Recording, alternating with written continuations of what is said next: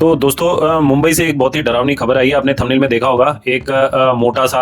काले कपड़े पहना हुआ जिसके ऊपर के बटन खुले हुए हैं, उसने एक लड़के को, जो साथ में आपको जो लड़का दिख रहा होगा थंबनेल में, उस लड़के को चाकू मार के उसने मार दिया लोकल ट्रेन में। उस लड़के का बस इतना कसूर था। मुंबई में बहुत जोरों से बारिश चल रही है, तो जब लोकल ट्रेन जब चल रही थी, तो जो गेट है ना दरवाजा में ट्रेन का, उसमें से काफी बारिश का पानी जो है वो अंदर आ रहा था डब्बे के अंदर। तो उसने दरवाजा बंद करा, बट उसने जो मोटा ही हट्टा कट्टा जिसने इसका मर्डर करा है, तो उसने बोला होगा कि नहीं भाई गेट खोल दे। तो इसी की गेट बंद और गेट खोलने के बीच में कहा सुनी हो गई, और इतना गुस्सा इस मोटे में, इस बंदे ने, इस बेचारे 22-23 साल का ये लड़का है, इसको मौत के घाट ही उतार दिया चाकू मार के। इसको इतने डे लाइट की घटना है, इतने पब्लिक के बीच में इसने इसका मर्डर कर दिया। और कितने ही लोग थे उस डब्बे में, मगर किसी की भी इतनी हिम्मत नहीं हुई कि इस मर्डर करते वक्त, जब भी इनकी आपस में भिड़ंत हुई होगी चाकू मारते वक्त उस लड़के को, किसी में भी इतना सा भी गट्स नहीं, किसी में 1% भी दम किसी ने नहीं दिखाया कि भैया छुड़ा दे, बीच बचाव कर ले। ताकि अगर वो लोग हिम्मत करते, जो ट्रेन में जो भी बंदे थे, अगर 10 बंदे भी मिलके इस बंदे को रोक देते,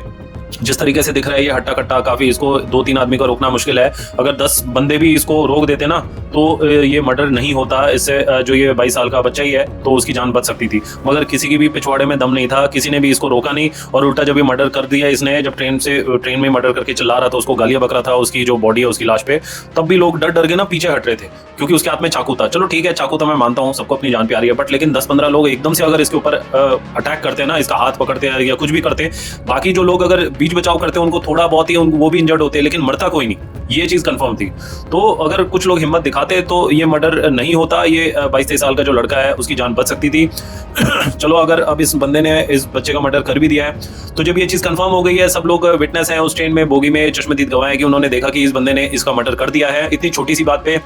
बच्चा जो था 22 साल का, वो अपनी जगह बिल्कुल ठीक था, बारिश का पानी अंदर आ रहा था, ताकि अंदर बोगी में पानी ना जाए, लोग भीगे ना, इसलिए उसने दरवाजा बंद कर दिया। मगर उसको, जो जिसने मर्डर किया, उसको दरवाजा खुला चाहिए था ठंडी हवा खाने के लिए। तो ये चीज कहीं तक सेंस नहीं बनती है। मगर अब ये जब चीज कंफर्म हो गई है, सब लोगों ने देख लिया कि इस बंदे ने इस 22 साल के लड़के को जान से मार दिया, मर्डर कर दिया एक छोटी सी बात पे, तो इमीडिएटली ये भी जो मोटा है, इसको अकॉर्डिंग टू लॉ, कानून, इसको साले को जेल नहीं भेजना चाहिए, इसको भी हैंग टिल डेथ, इसको